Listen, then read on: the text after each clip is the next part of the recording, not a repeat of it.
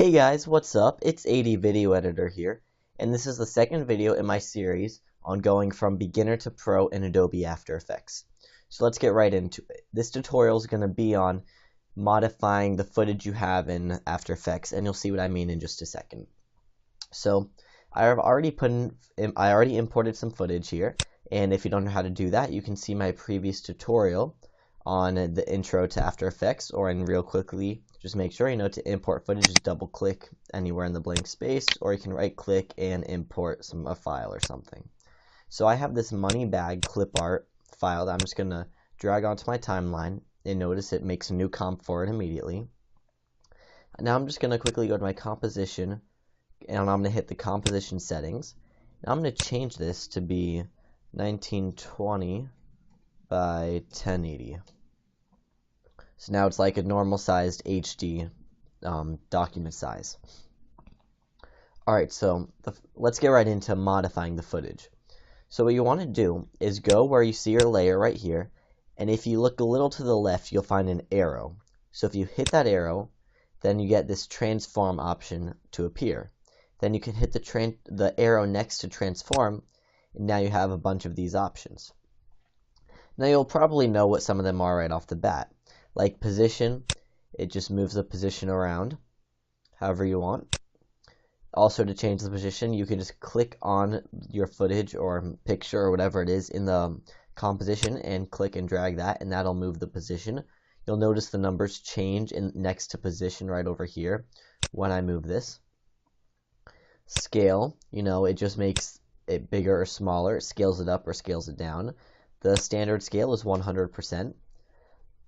And for the case if you want to scale the height or scale the width but not the other, you can click this little chain right here, and by doing that, the icon disappears, and then you can scale it different. You can scale each side separately. I'm just going to set these back to 100 and constrain the proportions again. Then we have the rotation. The rotation, as you just drag that, you notice it just rotates. Positive rotates it clockwise, and negatively rotates it counterclockwise. And the way the rotations are set up, so you see next to rotation you have a number. It says 0x plus 0 degrees. So the 0x is just like 0 times, meaning for each number x's, that's how many full 360 degrees rotations the object makes. So if you look, I begin to drag this up, right? And right now it's just the degrees turning because that's how many degrees I changed it. So you notice plus 90 degrees rotated my picture 90 degrees clockwise, right? And then if I keep going, now I'm about 180, and you notice, right, that's about 180 degrees. And if I keep going, just before I hit 360, right, it's at 359. I go up just a little bit more. Now it says 1x plus 3 degrees.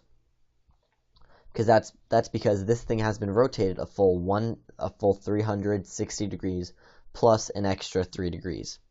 And you might be wondering, well, why does it need to keep track of how many rotations there are?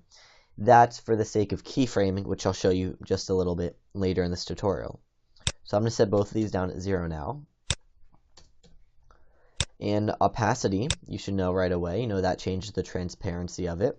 100% opacity makes your object completely visible. And if it's at 0, it's not visible at all. And lastly, I'm going to go right back up to the top, and you'll see there's the anchor point section. And you'll notice when you first change the anchor point, it kind of looks like you're just moving the position of it.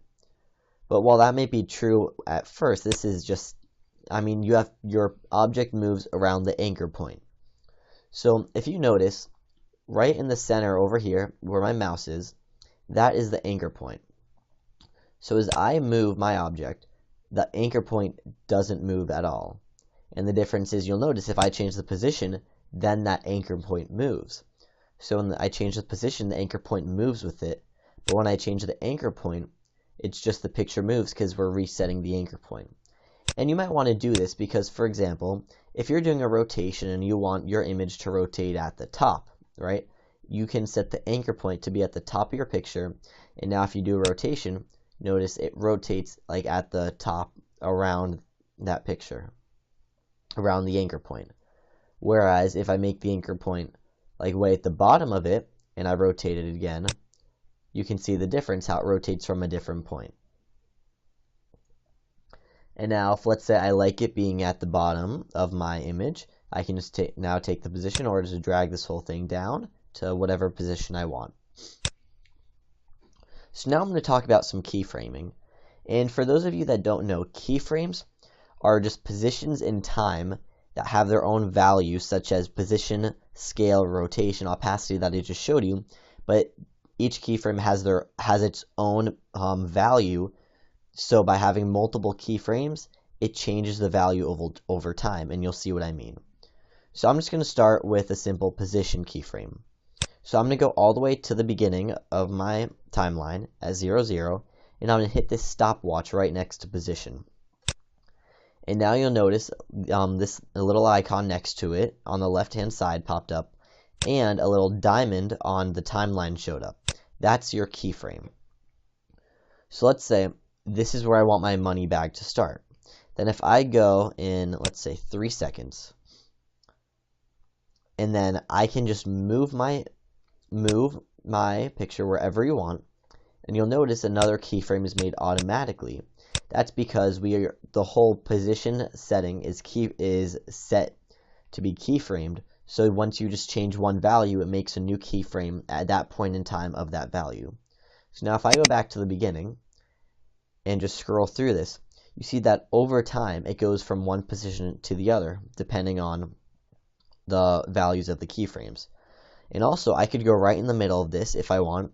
Let's say I actually want my money bag to be somewhere over here at the top, halfway through it. So now if I go and scroll through this, you see it goes out and then back in. Alright, so I'm going to get rid of all these position keyframes by simply clicking the stopwatch again. That removes all the keyframing from this and deletes all keyframes. Be careful if you didn't mean to do that, because that does erase all the keyframes you had. So now I'm going to go into keyframing the rotation. So let's say right here at the beginning I want my image to be perfectly straight as it was before. And let's say I go 3 seconds in and I want this thing to like spin around a bunch of times. I can go ahead and just bring the value up, right? And let's say I want to stop there. If I go back to the beginning and scroll through this, you see that it just keeps on rotating around. And now if you look at your value next to rotation, you notice that it says 4x, 4 times, plus 2 degrees. So this rotated 4 times in that 3 seconds. But what if I wanted it to just rotate 3 times? I can just change that 4 and make it a 3. And then if I play this, you'll notice, right? There's 1, 2, and 3 rotations. Or what if I want this thing to just rotate a bunch of times? I could go ahead to this keyframe and set a value, let's say like 300, right? And then if I go, you notice it just like rotates a whole bunch of times. Or also something you could do is just take the value, click, and then drag it either left or right if you don't want to have to type in a value. And something that you might find very useful when working with keyframes is if you want to modify a keyframe, you have to have the position on the timeline to be right over that keyframe. So you see, let's say my position on the timeline is here at 1 second and 10 frames in, and I want to change this keyframe at 3 seconds. Even though it's selected, if I change the value, it makes a new keyframe where the cursor was. So I don't want to do that. You have to actually be right over the keyframe. And you might find it hard to get the cursor right over there. So that's why there are keyboard shortcuts. If you hit J on your keyboard, it jumps to the previous keyframe. And if you hit K, it jumps to the next one. So remember, J is back and K is forward. So then, now that you know that, you can go ahead and keyframe a bunch of other stuff. And let's say I want to also keyframe the opacity at the same time of my rotations. I go back to the beginning, have it at 100, Now I can go 3 seconds in, or I could also hit K because it's the same time as my other keyframe, and I can just bring this opacity down. So now if you look, it rotates and it slowly disappears. Well, so that's some basic keyframing and basic footage modifying tools in After Effects. I hope you guys like this tutorial. Please like, subscribe, comment, follow me on Google+, follow me on Twitter at AD.VideoEditor, and please keep on watching the series if you want to go from beginner to pro in Adobe After Effects. And I will see you guys in my next tutorial. Take care.